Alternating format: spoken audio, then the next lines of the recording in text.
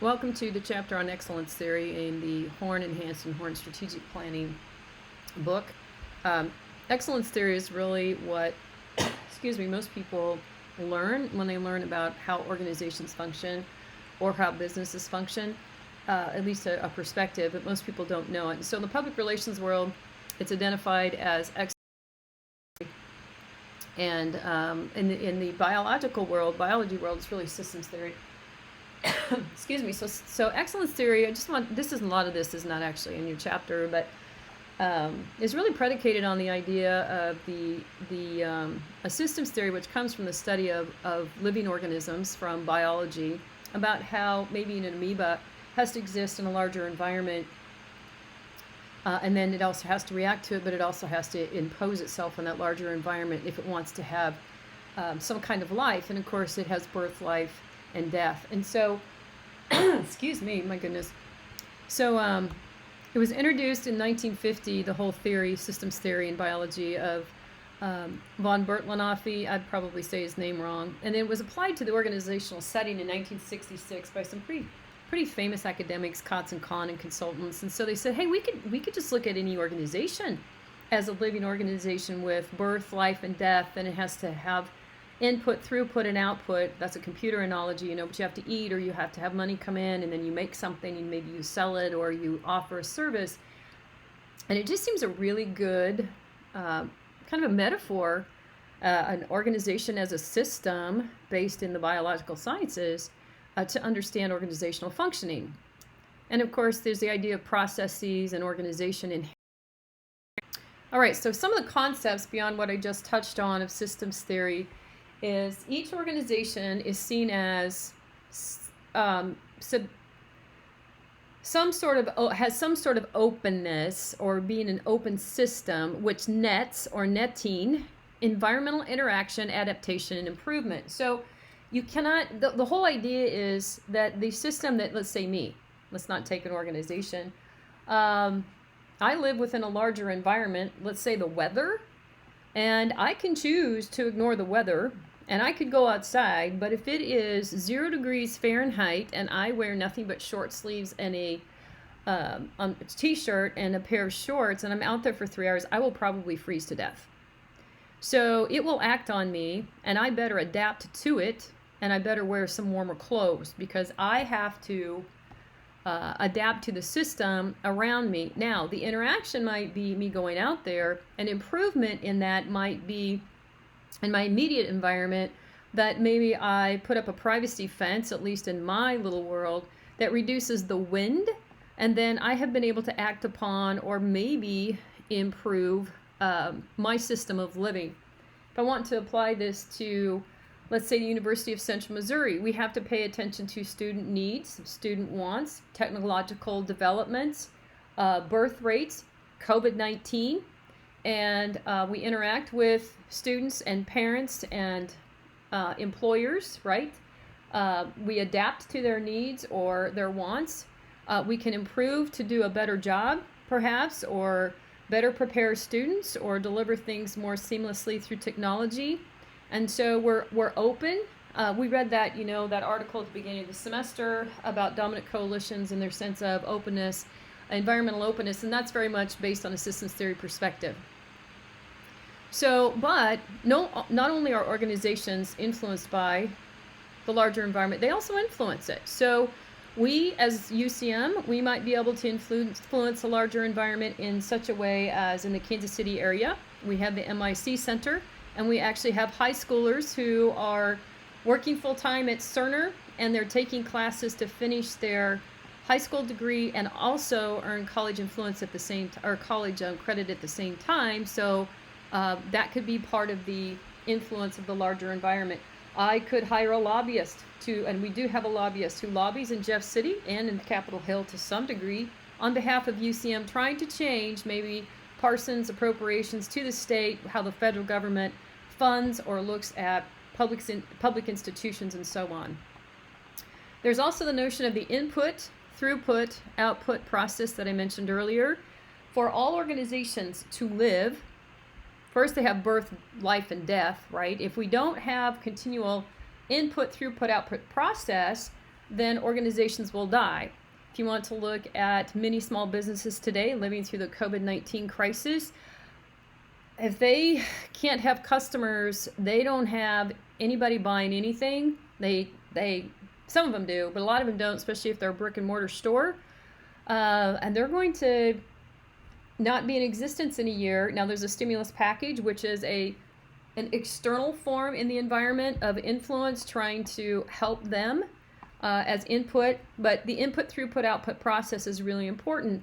And that should be a circular or a loop type of thing, because whatever you have as output, whether it's sandwiches and they pay you money, then that's reinvested in the organization as input. So input, throughput, and output.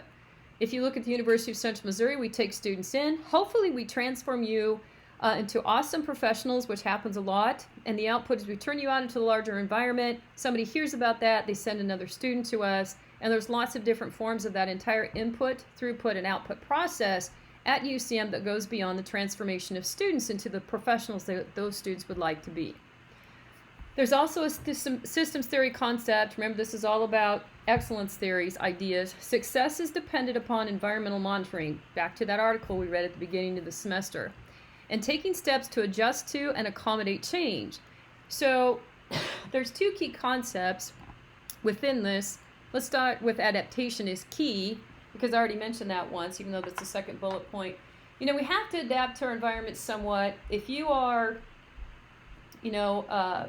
Texas Roadhouse or the COVID-19 crisis, you don't do a whole lot of online ordering or take orders online very much, those kinds of things. If you want to survive and thrive, you have to adapt and create an online ordering system because the environment has changed. If you choose not to adapt to that, then you'll probably just go out of business and your employees will lose their jobs. Now let's look at homeostasis and balance. Homeostasis is the state of being in some sort of balance. And what does balance mean? Well, you think about, have you ever tried to walk on a tightrope or on a 2x4 stretched across a couple of cinder blocks or something like that? It's hard not to wiggle, but you don't fall down. So you have some sense of balance, and the fact that you can wiggle a little bit back and forth and still not fall down means you have balance, or you've established a state of homeostasis. If you fall over, it means that your balance is off and homeostasis does not exist. How does this apply to organizations? One primary way to look at this is if you're looking at sales numbers for an organization and you want to see how you're doing, generally you look at sales numbers by quarter and you compare apples with apples, not apples with oranges. Let me explain this. If I looked at, let's say I sell candy. If I produce candy and sell it, my largest seasons for selling candy are Halloween, Christmas, Valentine's Day, and Easter. If I look at my candy sales in June and I compare them last year to my candy sales around Halloween in the United States, I'm going to think that I am really struggling and I'm bombing in June. But I shouldn't look at it that way. So homeostasis and balance. Balance comes by comparing those sales figures the same kinds of time during the month or the year.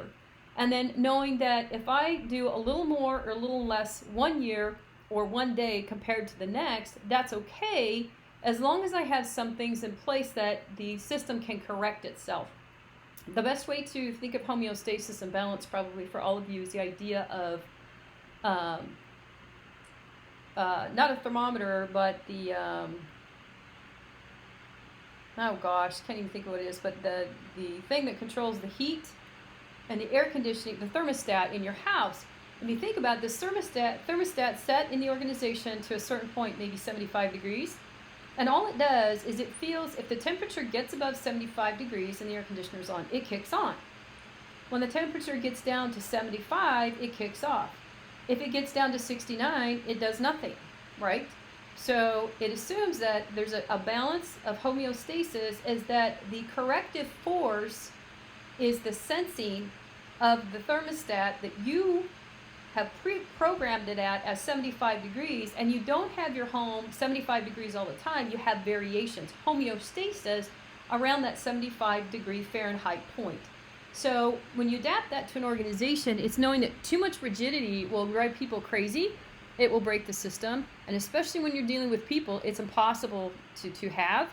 But a sense of balance and some kind of homeostasis is key, and adaptation without too much is also key, because the environment changes and people change. And so we always have to be conscious of what's going on and what might change. And sometimes, though, we will resist some of that change. We'll try to change the narrative or the way things are done, and then we can impose something on the systems around us that might actually have them adapt and change. So it's a really interesting understanding of systems. Another concept is all organizational parts are interconnected and interdependent, and if one part is affected, all are, and I mentioned that already.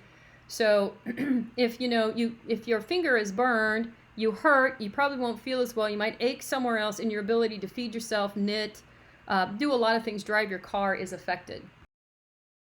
All right, couple of others. I think as I've been talking, it's clear it's not possible to know everything about a system, but there are a lot of clues as a manager, a leader, a critical consumer of the organization for which you work that you can key in on. There's feedback loops. Is there a way to, and that's like a thermostat, there's a little sensor that it can tell if the system's getting too hot or too cold, and it does some sense of correction. So a feedback loop. If I have a restaurant, customer service, comment cards, observations of employees, traffic flows, sales report, that I have some sense of loops, feedback built in, employee communications. What are they saying? How many emails are they opening? Are they paying attention to stuff that comes out from our internal comms office? If they're not, or if they are, I can adapt, modify, or as needed. The idea of openness and closeness is key. If you're too closed, you'll go out of control, right? If I ignore that it's 0 degrees Fahrenheit, right, and I'm in a t-shirt and shorts, I'll die. So that'd be too much closeness. But if I try to just always, and it doesn't work quite as well with the openness, but I can't embrace all of that coldness and try to warm it up from my house, because it won't work either. So balance there is key. There's another term that's really important, and it's the idea of equifinality to systems theory, and this really applies to organizations, but to biology as well. And equifinality is important to organizational stability. And there's an equal destination or final point that's accessible by a variety of pathways through the system. And that's really important. That's like that balance and homeostasis, that you can reach the same point, but you can get at it from multiple perspectives. As systems get larger, they get more diverse and more complex. So if you decide to have your own lawn care business, if you have 5 lawns, you can do it yourself. If you have 50, got to hire some people. If you have 100, you hire some more people, you buy some more trucks. You probably have to have someone doing your books. You just can't keep up, so on and so forth. So they get more complex in order to maintain some kind of order and balance. But equifinality is key in there. The larger the organization is that you can achieve the same state through an organization by different pathways. Probably the best experience that I can come up with to illustrate this is college students.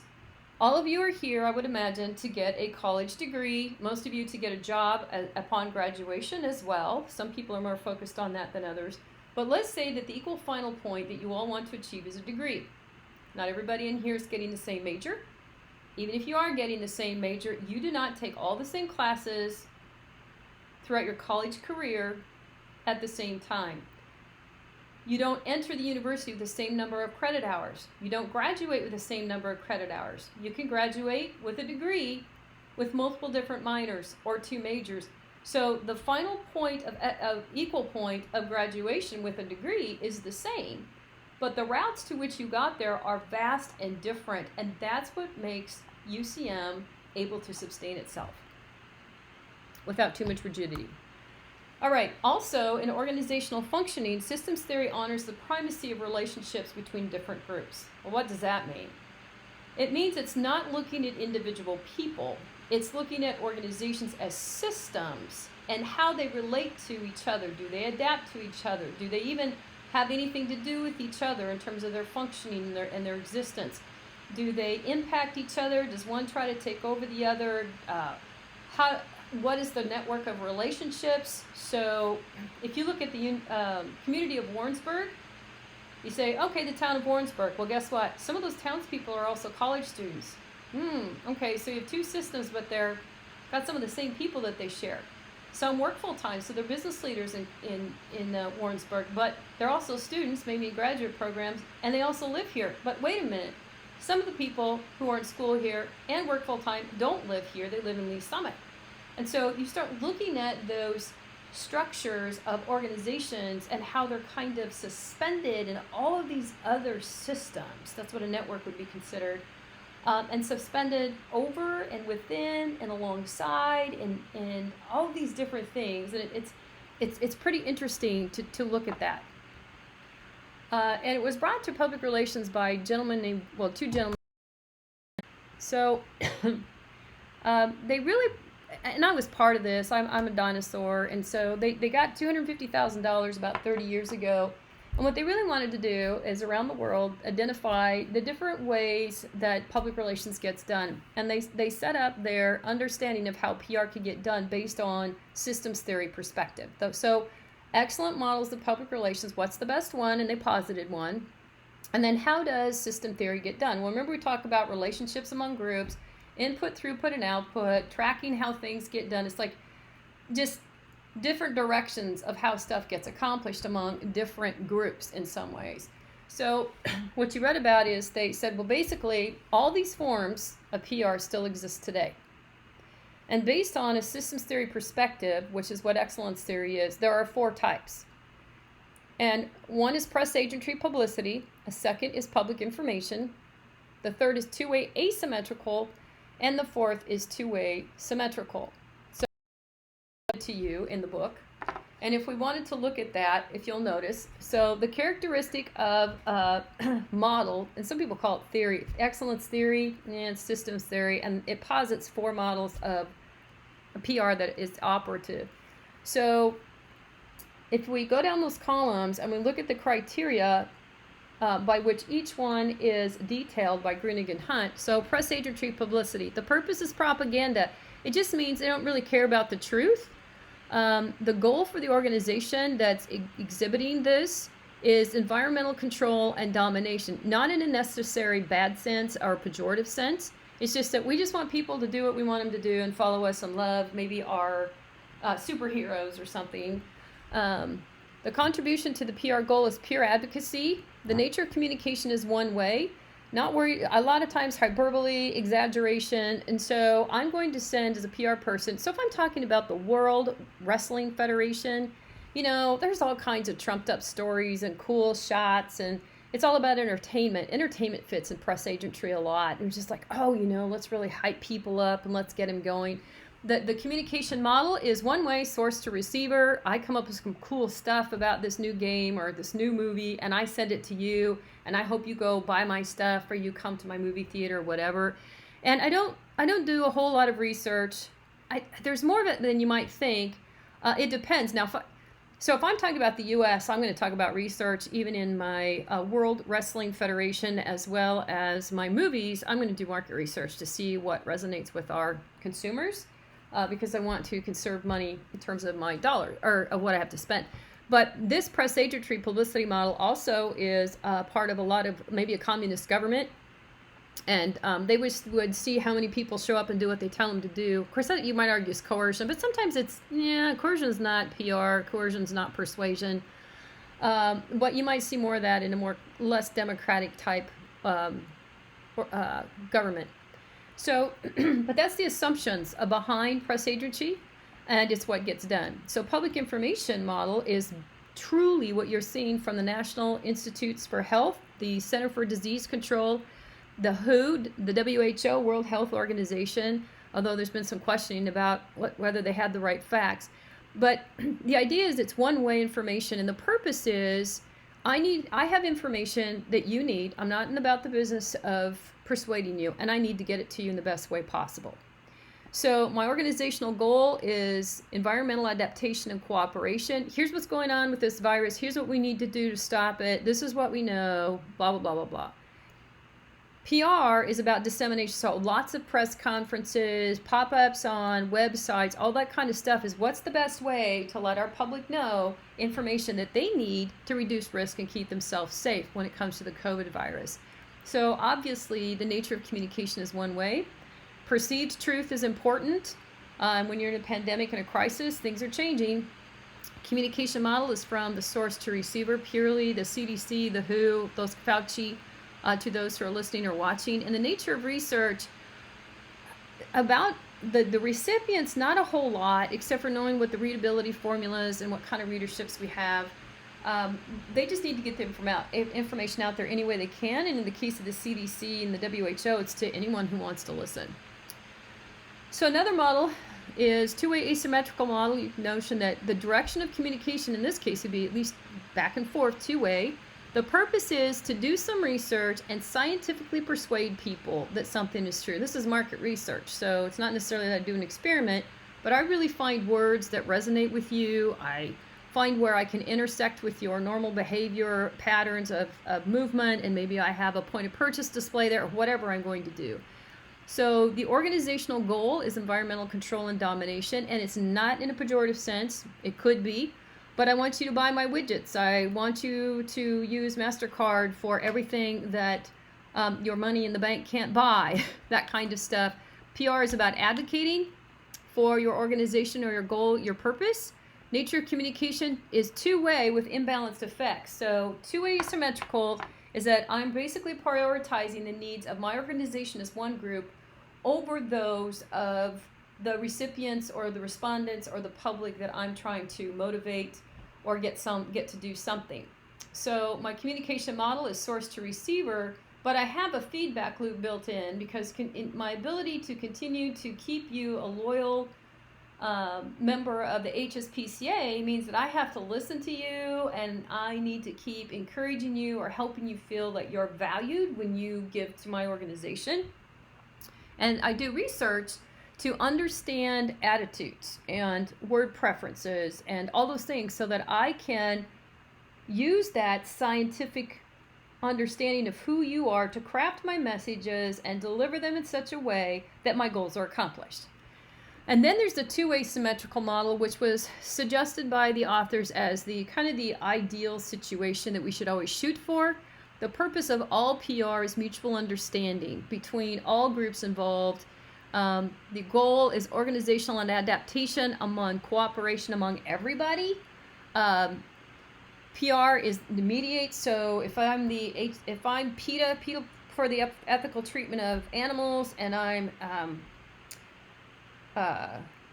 Dove making beauty products, and they've gone at each other's throats about palm oil, that PR from both of them is about mediating the conversation, and you should come out to some kind of win-win conversation between the two. And proponents of this model argue that PR is always after two-way balanced effects, communications group to group, and neither group has primacy over the other.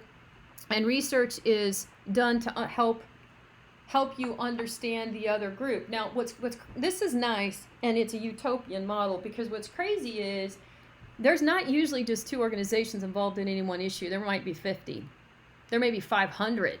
And so how does everybody have cooperation and mutual understanding and two-way balanced effects? It's pretty much impossible. When you read contingency theory, which they had a direct reaction to this, they're like, you know what, you guys, that's a nice idea, but that just doesn't happen. Not going to happen.